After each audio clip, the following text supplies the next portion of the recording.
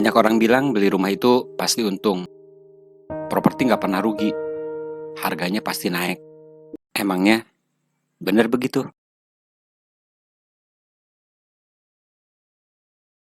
Di pinggiran kota ada rumah kecil. Dibeli 10 tahun lalu. Kosong. Tak dihuni. Tak disewakan. Jarang dikunjungi. Tidak terawat.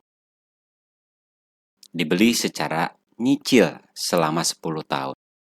Pada saat beli harga rumahnya 150 juta, nyicil selama 10 tahun ditambah dengan biaya ini itu habis sekitar 250 sampai 300 juta.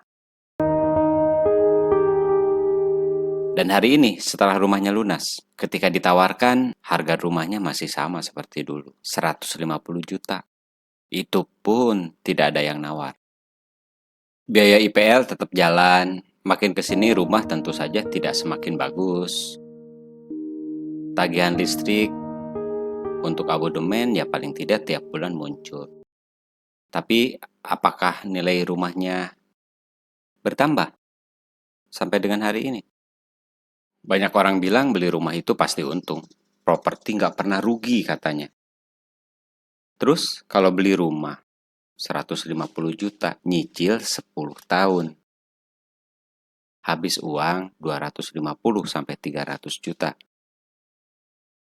IPL jalan terus, abonemen listrik dibayar terus. Bukan tidak mau disewakan, tapi memang tidak ada yang mau nyewa. Bukan tidak mau ditempati, tapi karena tempatnya kan memang jauh dari tempat kerja. Setelah 10 tahun lunas, mau dijual, harganya masih sama. Itu pun nggak ada yang nawar. Untungnya di mana? Nggak ruginya di mana? Properti itu baru bisa disebut investasi hanya jika memenuhi 5 syarat ini. 1. Menghasilkan uang untuk Anda. Properti seharusnya bekerja, disewakan, dipakai usaha, atau dijual dengan keuntungan. Kalau cuma dibeli, lalu dibiarkan diam selama 10 tahun menunggu harganya naik, tanpa hasil apa-apa, tanpa disewakan, dan setelah 10 tahun ternyata harganya nggak naik-naik, itu namanya bukan investasi. Itu namanya spekulasi. Properti baru bisa disebut investasi jika bisa diuangkan, dikonversi dari bentuk rumah menjadi bentuk uang. Kenaikan nilai properti hanya berarti kalau bisa diuangkan, bisa dijual, bisa diagunkan, atau bisa mengalirkan arus kas. Kalau harganya hanya naik di atas kertas, tapi tidak ada yang mau beli atau tidak ada yang mau sewa, itu namanya ilusi, halusinasi. Kalau dalam 10 tahun rumah naik 30%, tapi inflasi selama itu 40%, kita tidak bisa bilang untung, itu namanya rugi. Apalagi jika inflasinya 40%, boro-boro 30%. Propertinya malah turun. Untungnya di mana? Investasinya apa? Itu namanya rugi. Karena kenaikan nominal menjadi tidak berarti kalau nilai realnya menyusut. Percuma naik 30% kalau inflasinya 40%. Bukan percuma juga sih, tapi tidak untung. Kan di bawah inflasi.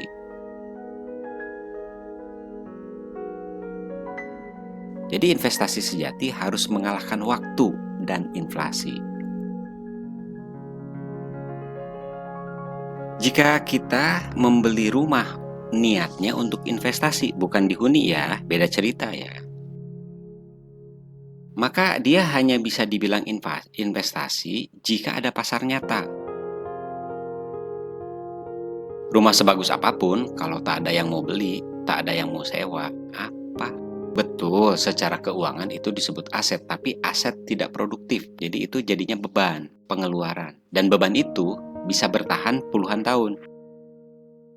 Investasi yang sehat adalah yang liquid, mudah dicairkan, bisa dipindahkan, bisa dijual, bisa disewakan, tanpa harus menunggu berpuluh-puluh tahun. Properti baru bisa disebut sebagai investasi atau bisa dijadikan instrumen investasi jika dibeli dengan strategi, bukan emosi. Banyak orang beli rumah karena promo akhir tahun, bonus libur panjang, ya tadi itu iming-iming investasi, hari Minggu beli Senin naik, atau brosur yang kelihatan keren. Tapi tidak tahu akan diapakan, tidak dihuni, tidak disewakan, tidak dijual. Itu bukan investasi, itu belanja besar yang dibungkus dengan harapan. Jadi tidak perlu terbuai hanya karena properti punya bentuk fasadnya keren, modern minimalis, ceiling tinggi. Enggak. Jangan terlena hanya karena ada sertifikat dan tembok. Properti baru layak disebut investasi kalau dia menghasilkan, bisa diuangkan, dan nilainya benar-benar tumbuh. Kalau tidak, properti hanya akan menjadi benda diam yang perlahan menggerus uang kita, waktu kita, tenaga kita, pikiran kita, harapan kita, dan kehidupan kita. Tidak hanya di Citra Maja City, di sekian banyak kawasan akan selalu ada dan banyak, bahkan jumlahnya sangat banyak. Orang-orang yang membeli properti lalu membiarkannya kosong selama puluhan tahun, bagi mereka bukanlah masalah. Tidak disewa, tidak dijual, nggak mengapa, karena mereka punya kekuatan finansial untuk menahan waktu. Rumah itu bukanlah beban, melainkan penanda status, bukan alat cari untung, tapi bagian dari portofolio diam yang mereka simpan dengan tenang. Bahkan jika properti itu tak menghasilkan sepeser pun selama hidupnya, tetap bisa diwariskan untuk anak cucu sebagai simbol bahwa mereka pernah hidup cukup, bahkan lebih dari cukup.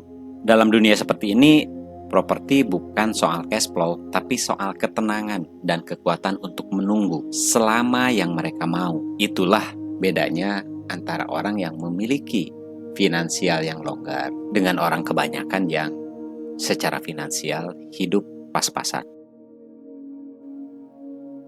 Dalam hidup ini, kita seringkali diajak untuk melihat sesuatu apa adanya, bukan semata-mata sebagaimana yang kita inginkan. Begitu juga ketika kita bicara tentang rumah.